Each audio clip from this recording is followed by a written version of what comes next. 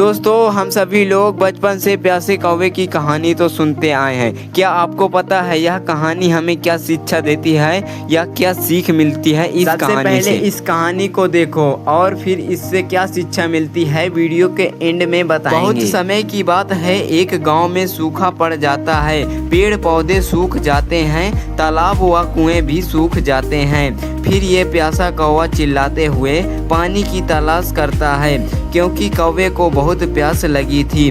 उसे एक कुआं दिखाई देता है। कौवा कुएं के पास जाता है। कुआं पूरी तरह से सूख चुका था।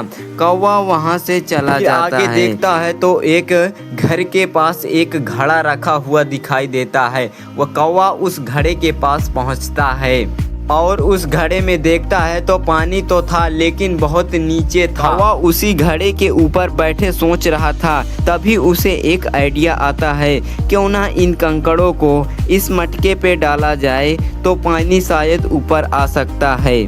और कौवे ने ये करना चालू कर दिया और कुछ ही समय पर पानी ऊपर आ गया। इस प्रकार से कौवा अपनी प्यास को बुझा लेता है। दोस्तों, इस कहानी से हमें पहली सीख तो ये मिलती है कि हमें जिस लक्ष्य को प्राप्त करना है उस पर अड़े रहना होगा, उस पर कठिन परिश्रम करना होगा और लक्ष्य अपने आप प्राप्त हो जाएगा। दोस्तों, ये थी पहली सीख। और दूसरी सीख क्या है कि सफलता का कोई शॉर्ट तरीका नहीं होता। यदि कौवा यहाँ पर शॉर्ट तरीका लगाता तो उसका शॉर्ट तरीका था कि वो घड़े में घुसकर पानी पी ले।